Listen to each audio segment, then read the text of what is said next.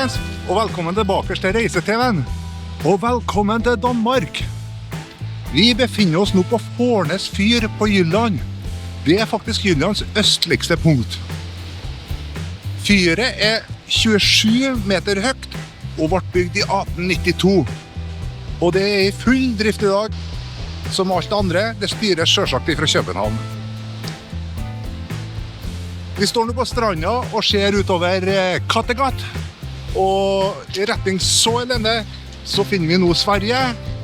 Og i retning Sålende, hvis vi kjører 20 mil, så kommer vi på vestkysten av Danmark. Og dit har vi tenkt oss i dag.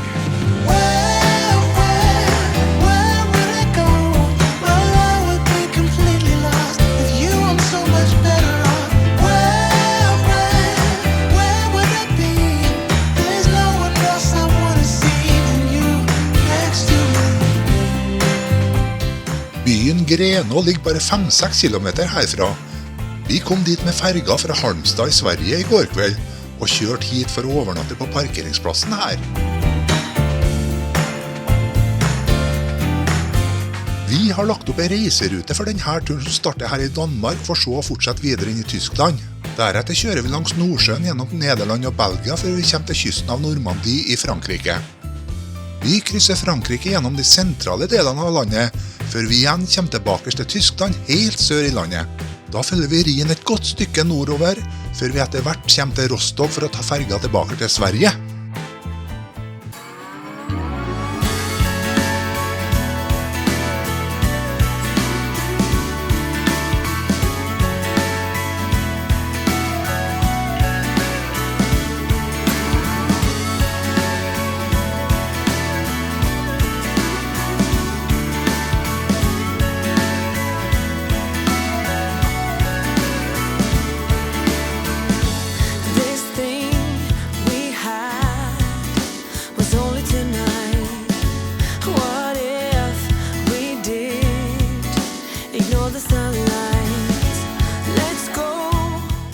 Da har vi kommet til Mønsted kalkgruber, som faktisk er verdens største av sitt slag. Gruveutvinningen foregikk helt frem til midt på 1950-tallet, mens det tilhørende kalkverket stoppet produksjonen i 1980.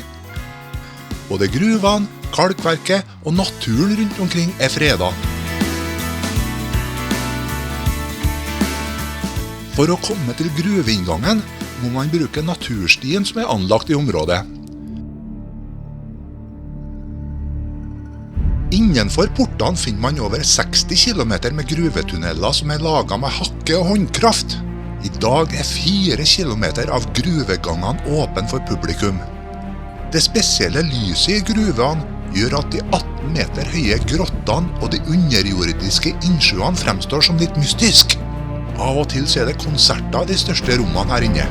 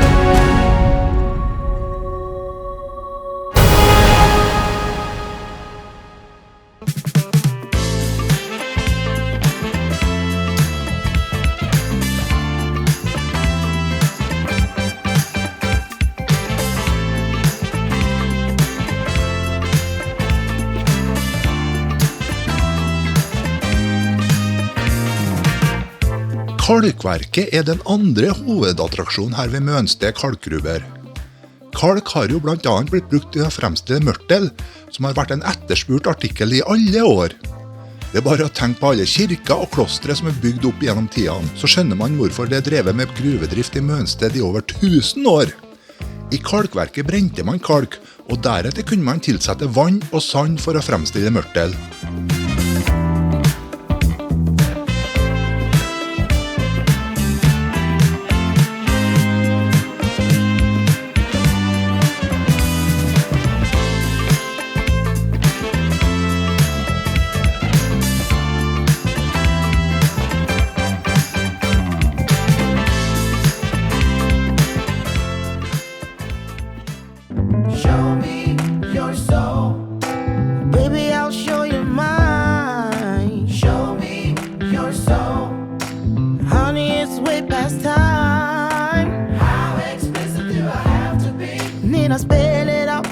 you get it, baby. Show me your soul. And honey, I'll show you mine.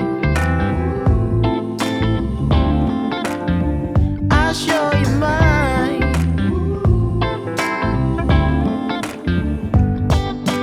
Oh, I'm standing right here holding up a sign, shamelessly displaying my state of mind. But you walk right past me, pretending like you don't see what's yours for the taking tonight. Ooh, show me your soul. Baby, I'll show you mine. Show me your soul. Can't you see it's way past time? How expensive do I have to be? And then I spell it out before you get it, baby. Show me your soul. And honey, I'll show you mine.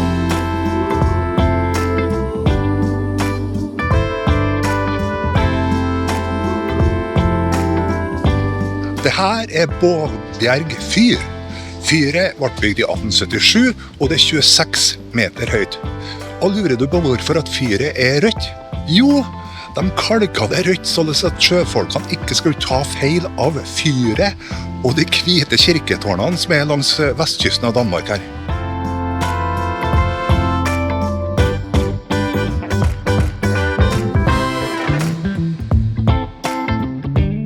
På fyret finner man både en kafé og en kunstutstilling. Boy, I'm thinking about taking this banner down. If you don't take notice and come around. If you walk right past me. Det en fantastisk utsikt utover Nordsjøen fra fyret. Vi oppdaget noen paraglidere som holdt litt show langs klippene for de tilreisende gjestene. Når de oppdaget at det sto et helt filmteam på klippekanten her, så kjente luftens baron sin besøkelsestid og kom ordentlig på tilbudssida, skjønt det var egentlig bare meg med et skarve GoPro-kamera.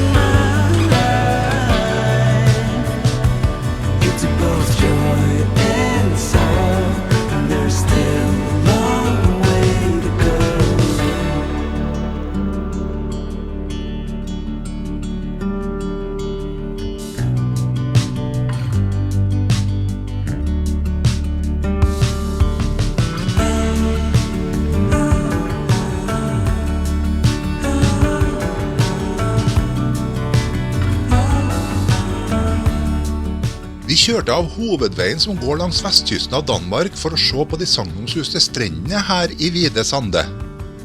Da dukket denne bygningen opp. Det viste seg at fyret hadde en veldig spesiell forhistorie. Dette Lyngvik fyr, og det ble bygd i 1906.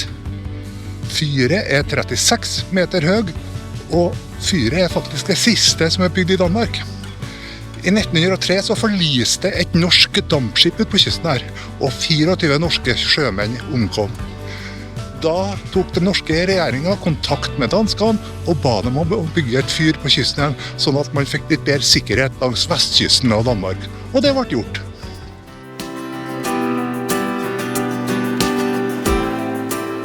Det 40 kilometer med strender her i Hvide Sande. Her er det muligheter for en tur i bølgene for å kjøle seg ned litt.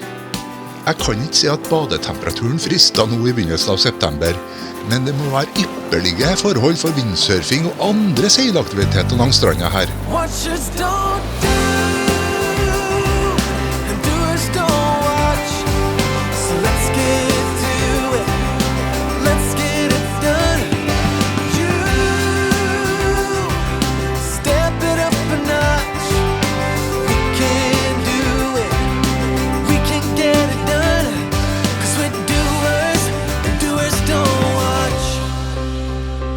If I'm anything like you, and I expect as much, we're both more than ready. Vi fant oss en bobilplass på en bondegård i Janderup. Med kun 2 bobiler parkert her midt på den danske landsbygda, så ble det en særdeles rolig natt. 'Cause watch us don't do, and do us don't watch. Let's get to it. Let's get it done. You, let's step it up a notch. We can do it. We can get it done. Don't do, and do us don't watch. Watch us don't do, so let's step it up a notch. Bobilplassen hadde alle fasiliteter som vi etterspør på sånne steder. Dog skal det sies at plasseringen av gråvannstømminga ikke var helt optimal.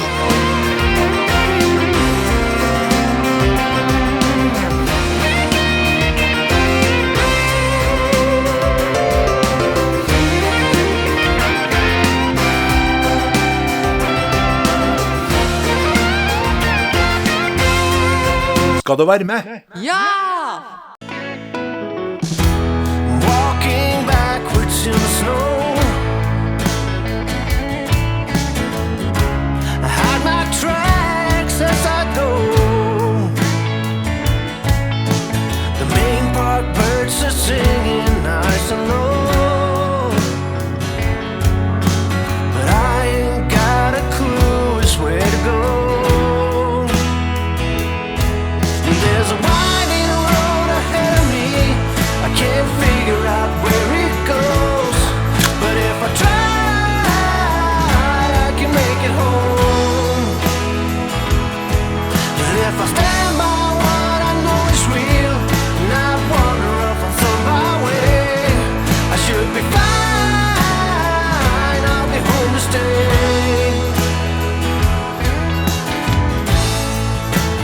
Å nei, ikke et fyr til, tenker du? Jo da, vi måtte nemlig innom Blåvandshuk fyr, som er det vestligste punktet i Danmark. Fyret ble bygd i 1900 og er 39 meter høyt. Og vi har tenkt oss på toppen der. Where I can feel a little space. Memories of tomorrow are getting old. There's no way to retrieve what I've sold. Det er til sammen 170 trappetrinn opp til toppen av fyret. Dette opptaket vi jo da selvsagt gjort litt i bunn, for når vi kommer på toppen så har vi helt sikkert ikke noe pust igjen. And if I stand by what I know is real and not wander off on some byway, I should be fine. I'll be home to stay.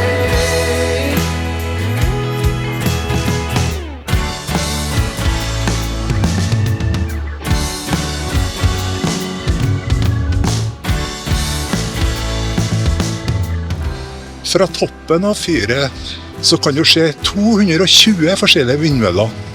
De produserer strøm til hele 900 000 husstander i Danmark. But if I try, I can make it home. And if I stand by what I know is real, not wander off on some byway. I know sometimes life can be tough, and you feel like you just had enough.